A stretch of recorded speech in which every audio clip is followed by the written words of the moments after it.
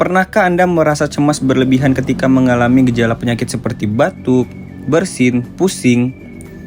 Lalu hal itu membuat Anda sibuk dengan ketakutan dan cemas berlebihan bahwa gejala yang Anda alami menandakan gejala medis yang serius. Hal itu merupakan gambaran dari orang yang mengalami gangguan somatik. Gangguan somatik merupakan gangguan yang menunjukkan bahwa seseorang mungkin mengalami gejala fisik yang signifikan tanpa penyebab fisik yang jelas. Kondisi gejala fisik muncul karena hasil dari faktor psikologis yang mempengaruhi kondisi fisik. Faktor psikologis menyebabkan kekhawatiran, distres, dan hendak yang berlebihan, sehingga berkontribusi pada timbulnya atau keparahan kondisi medis. Video ini akan membahas tentang dua jenis gangguan somatik, yaitu somatic symptom disorder dan illness anxiety disorder. Apa yang dimaksud dengan somatic symptom disorder dan illness anxiety disorder? Menurut David J. Adozois pada bukunya yang berjudul Abnormal Psychology Perspectives pada tahun 2019, somatic symptom disorder adalah kondisi di mana seseorang memiliki fokus yang signifikan pada gejala fisik seperti nyeri, kelelahan, mual, gangguan pencernaan, mati rasa, atau kelemahan otot tanpa ada penyebab medis yang dapat diidentifikasi. Seringkali gejala ini dapat mengganggu aktivitas sehari-hari para penderitanya, sehingga mereka mungkin akan menghindari acara sosial, bahkan tak jarang mereka menghabiskan waktu dan energi untuk mencari perawatan medis.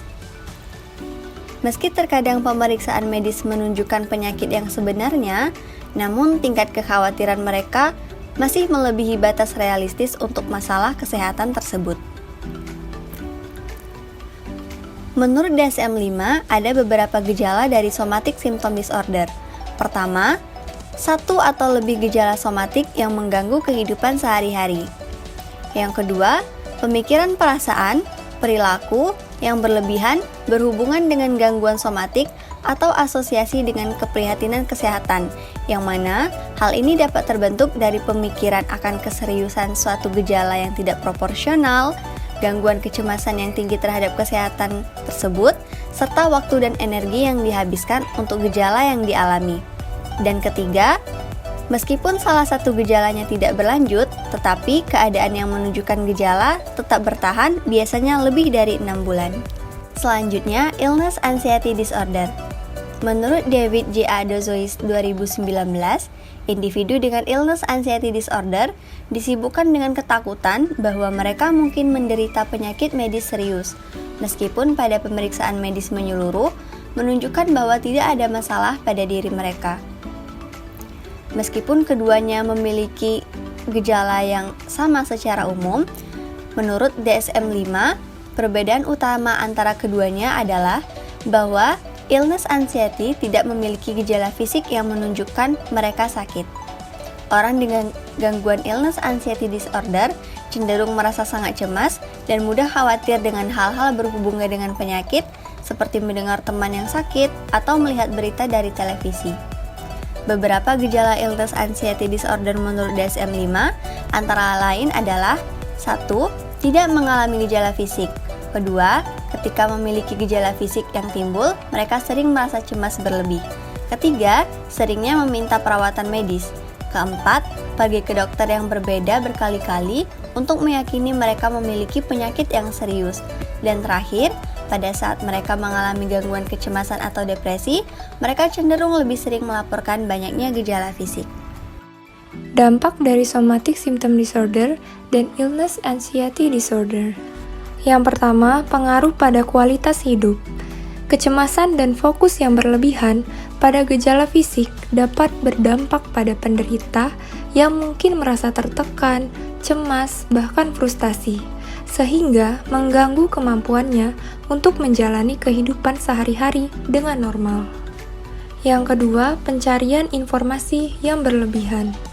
Penderita seringkali mencari informasi medis secara berlebihan, terutama di internet.